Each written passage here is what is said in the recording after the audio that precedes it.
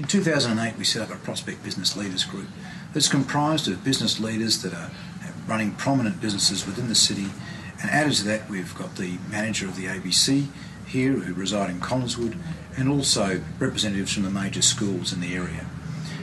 We draw those people together to discuss issues that are important to council and to hear their feedback on the direction that we're taking the community. We also ask them to stimulate our thinking about what are the areas that we're perhaps not doing enough justice to, and where should we be taking the community in responding to the current economic situation, and perhaps develop a vision that the community haven't seen before. So the Business Leaders Group is a really valuable collection of people to us, because they provide a perspective that we previously haven't been tapping into within the city. And that's, I think, adding value to the whole community's perception of economic development and the community as a whole. Prosperity in the city of Prospect is driven by our population, in particular the change in demographic between what was considered an older profile in the city of Prospect, where we had excellent services for the elderly. Now we have a population that's 2 years under the national average in terms of its average age. So a lot of young families are moving in with their children, or about to start families. They're spending a lot of money on their houses here and upgrading them, and they're also spending a lot of money in the retail environment around us. So it's been a massive change in the spending power of the local community over the last 10 years, and it's starting to flow through into the investments that you're seeing now on the street right out here behind me.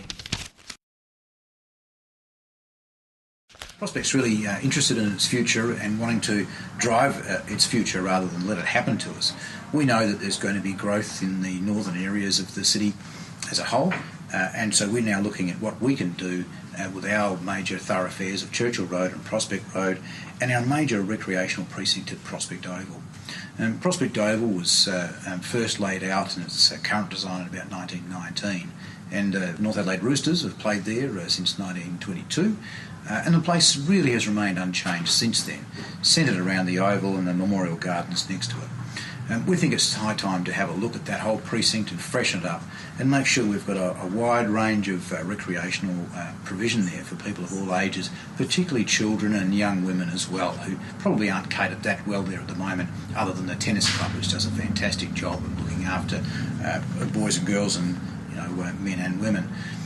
The other master plans are along two roads. We've got roughly 3.5 kilometres of Churchill Road and 3.5 kilometres of Prospect Road. They're quite different projects, but they each have a very specific purpose. The Churchill Road master plan relates to its use as a major thoroughfare and the proximity of the train line next to it. Along that train line there are 3 suburban stations. Now, the state government has committed to electrifying the train network throughout metropolitan Adelaide, and those 3 stations will be amongst the first that receive the new electric train, on account of the new electric train depot needing to be at Dry Creek. So we're quite excited about that prospect, and we're looking at the master plan to help guide what will be the activity along Churchill Road and the residential and commercial precinct adjacent to that corridor over the next 20 years or so. Bear in mind also that down the train corridor already there's the fastest broadband service in Australia, and we want to use that corridor to really support high-tech industry and home businesses and homes along that corridor to make it a high-tech hub, I guess, for the north of Adelaide.